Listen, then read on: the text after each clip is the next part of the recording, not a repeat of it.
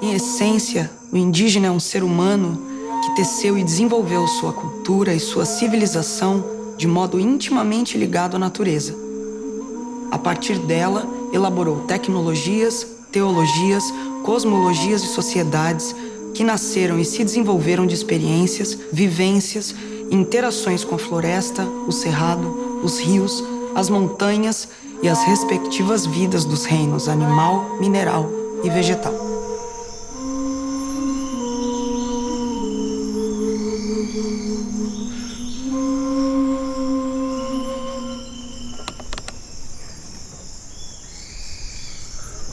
Nossa, o sol tá forte agora.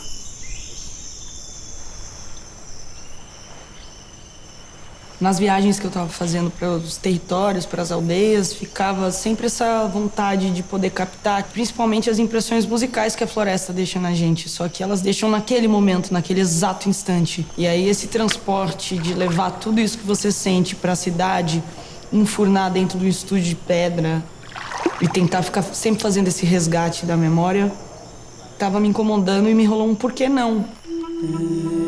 E aí já nasceu essa ideia de ampliar essas vozes, que vai para além da minha voz, da minha canção, de agregar mais ainda a voz da floresta. Acho que é logo ali o tronco louco.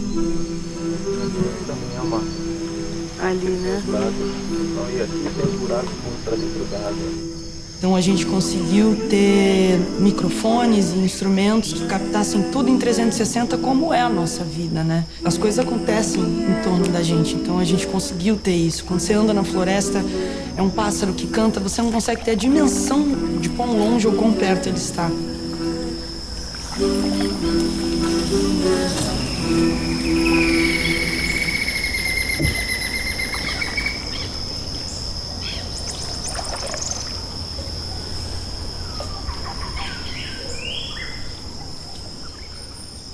Ambientes como esse são comuns na Amazônia ou não? São, porque quando o rio enche, então ele... Mas aqui é um lugar muito... Tem uma característica muito forte, né, dessa região. A gente tem luz de todos os lados, né, principalmente nesse horário, então... Porque tem vários galhos, os peixes parecem balanço mesmo. Aham.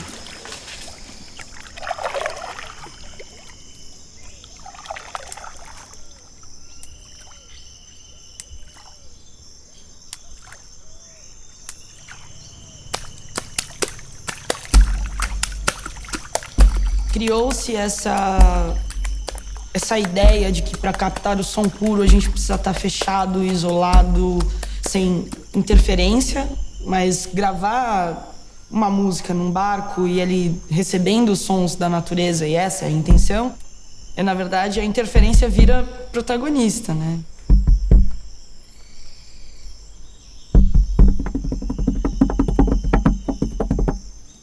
Dá até vontade de falar baixo, sabe qual biblioteca? Dá vontade de ficar assim, ó, vamos falar baixo.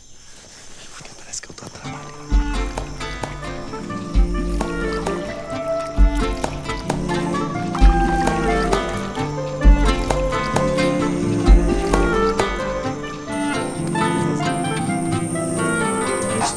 Galera editando grilo, muito bom.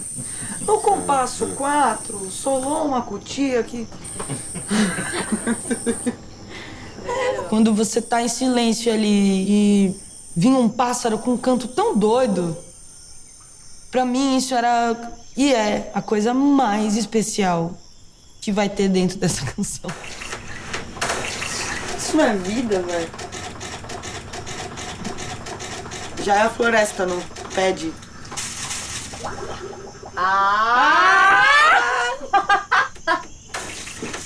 A bolinha.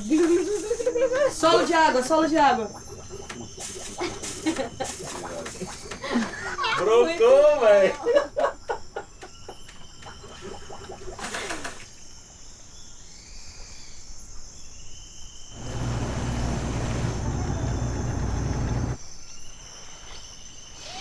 Oi! Como estão? Bem-vindas. Esse barco maravilhoso. Tudo bem? Prazer, eu sou o Vitor. Vamos sentar? Vamos sentar, bater um papo com essas meninas que são comunicadoras, trabalham no audiovisual. A gente vem do Médio Tapajós, nós três somos da aldeia Soremambã. A gente tem o nome do coletivo, que é o mesmo nome do território, né, que surgiu quando o povo Munduruku decidiu fazer a sua própria autodemarcação, né. A câmera são a nossa arma, né? Ela mostra a verdade, né? Ela mostra a realidade nossa do que está acontecendo. E hoje a gente não toma mais banho no Tapajós, né? Porque o rio está muito contaminado, está muito sujo, a gente já não reconhece mais o rio. Se não fosse a Fiocruz, a gente não sabia que estava contaminado com esse mercúrio, né? Nunca ia saber. E antes de sair o resultado da pesquisa, a gente perdeu 2 crianças com nível de mercúrio muito alto no sangue, né? Pode lesar rim, pode lesar pulmão, né? A questão dos fetos, pode ter malformações na gestação, né? Sistema nervoso. Se a gente for levar isso para o outro lado, de fazer essa pesquisa mais a fundo com toda a população que vive, tanto nas 3 regiões do Rio, a gente vai se deparar com um número muito maior. Mas eu entendi uma coisa, o mercúrio serve pra quê? Para separar o ouro. Separar o ouro pra do... separar. Ajudar a separar O ouro do quê? o ouro da terra. E os rejeitos vão para... E fica Ou seja, não tem nem como não dizer que isso... E a inalação também do mercúrio, quando eles estão queimando o ouro com mercúrio, quem inala o vapor do mercúrio fica totalmente, né, contaminado. Mas não é só o garimpeiro que inala. Isso fica no ar. Fica no ar. Isso fica Vai no pro ar. rio, pros garapés. Não tem como não dizer que não é culpa do garimpo, então. A prática do garimpo ilegal no Brasil tem aumentado drasticamente. E veja bem, não estamos falando do garimpo artesanal, que está nos livros de histórias e gravuras em museus. Estamos falando de algo que tem enorme investimento financeiro e proporções industriais, com máquinas pesadas que invadem as matas e provocam danos irreversíveis para qualquer tipo de vida. Então me diz uma coisa, será que é isso que a gente quer para as nossas florestas? Todos esses problemas não é um problema de vocês, é um problema nosso. Eu quero deixar aqui todo o meu apoio, toda a minha solidariedade. Podem ter em mim uma aliada de vocês. Um beijo. Tchau aí. Tchau aí.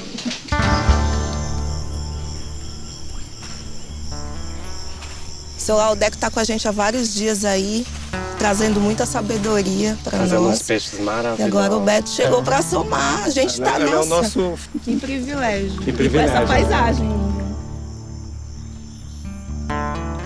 Essa região aqui era uma das regiões mais habitadas do Brasil, né? Aqui era um lugar de abundância, né? Um lugar que tinha muito peixe.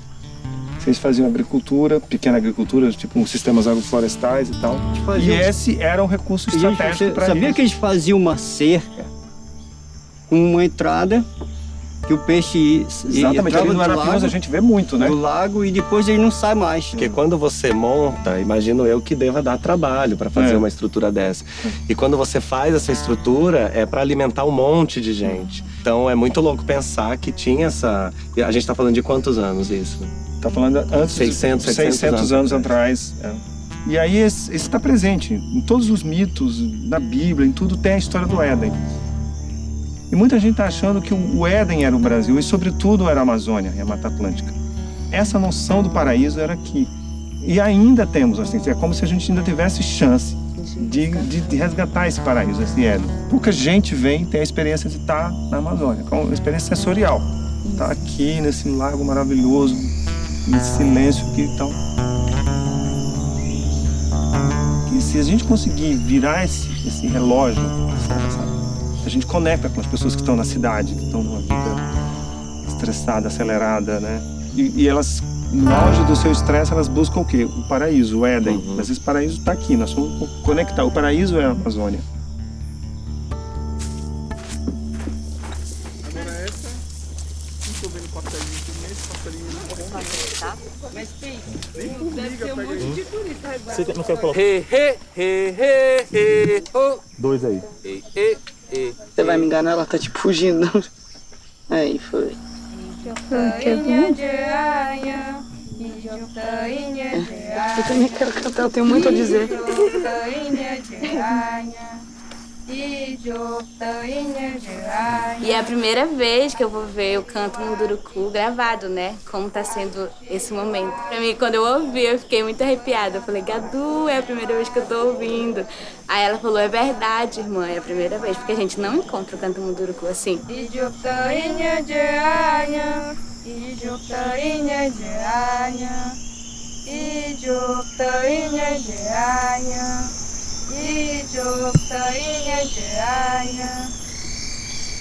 A floresta é muito sofisticada, né? E uma das coisas que a ciência descobriu é que as árvores se comunicam umas com as outras. Então é a internet da floresta, porque isso aqui, toda a noção de rede está aqui.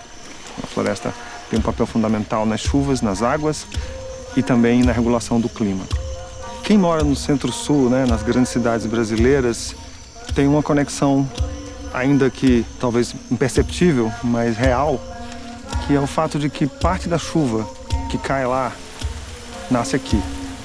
São as águas da Amazônia que despejam no centro-sul brasileiro, irrigam as lavouras, enchem os reservatórios, geram energia elétrica. Você sabia que uma árvore com 10 metros de altura pode emitir 300 litros de água por dia?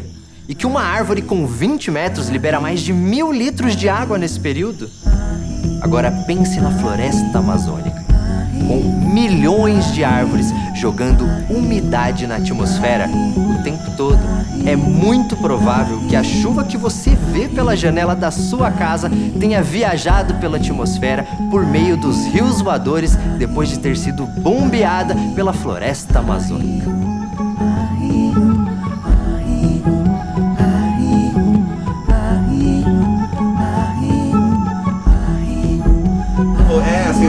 Por isso que assim, eu fico pensando, por isso que eu pensei, talvez seja um gatilho. Jogando a gente pedindo expulsão. A luta dos povos indígenas lá na Argentina é cruel também, né? No Uruguai mesmo, eles falam que não tem mais, os povos estão escondidos, tipo os maias. Quando você vai no México, eles contam essa história também. Mas no Uruguai também é igual. Parece que tudo se embola. E quando você vai lá pra ver, as construções são diferentes. Você faz, nossa, mas como assim são povos? Não dá pra gente colocar tudo no mesmo balaio. Ah, não, maias e astecas. É como chegar aqui no Pará e falar que todos os povos têm a mesma história, a mesma cultura. Você faz... Sem falar o povo indígena. Como se fosse uma grande massa, um grande bloco de gente que tem a mesma vivência, a mesma história. A mesma cultura, a mesma língua, a mesma tudo, a Essa mesma é uma coisa de cosmologia. branco, né? De achar que tudo que não é da nossa história, que é europeia, é igual. Mas isso muda quando Val... é a presidenta do Alto Pará. Você verá aqui, né? Você vai ver no YouTube. Val virando presidenta de Grã-Pará. Tem horário pra tudo aqui. Exatamente.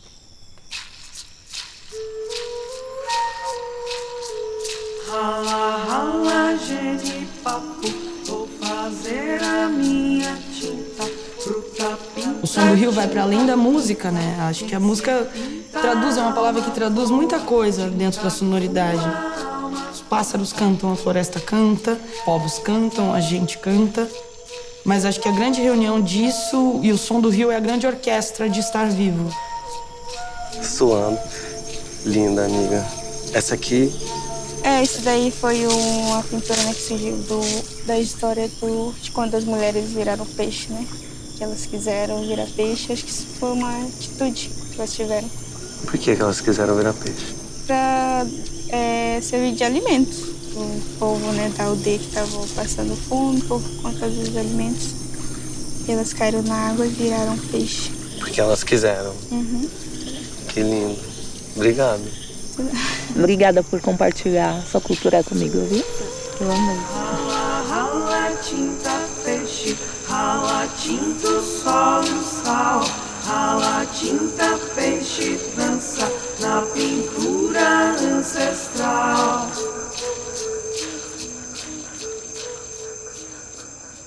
Gosto muito de ficar olhando pro céu. Na aldeia eles ficam bem mais fortes. Parece que tem mais, assim. Dá de ver tudo mesmo. É porque tá mais afastado ainda da cidade, né? Não sei, acho que desde criança eu sempre achei muito legal observar a estrela. E é legal porque é uma coisa milenar, né? Até a astrologia, assim. A astrologia é um estudo que os egípcios já faziam, os maias, os astecas. Os tucanos aqui no Brasil, os indígenas tucanos são incríveis nisso, sabia? Em estudar o céu. O céu. Tá tudo conectado, não tem como a gente achar que a nossa natureza tá longe, sendo que até a nossa maré é guiada pela lua, sabe assim? É muito bonito, assim. E num lugar como esse, assim, que a gente tá, que dá pra ver o céu, que dá pra você realmente olhar pras estrelas, é um privilégio. Como diz o Davi Copenau, precisamos prevenir a queda do céu. Exatamente. Que se Os um parentes dia estão segurando o céu. O dia que o céu resolver cair, amiga. Infelizmente tenho que ir embora. Eu saio daqui com uma nova visão. Eu acho que todo mundo deveria ter a oportunidade de, ao menos uma vez, poder respirar esse ar puro e sentir essa força que a Amazônia nos traz, né? Onde se ouve o chamado. Eu achei muito interessante estar naquele lugar. A canção simplesmente veio e ela veio falando de coisas bonitas, assim, bem especial.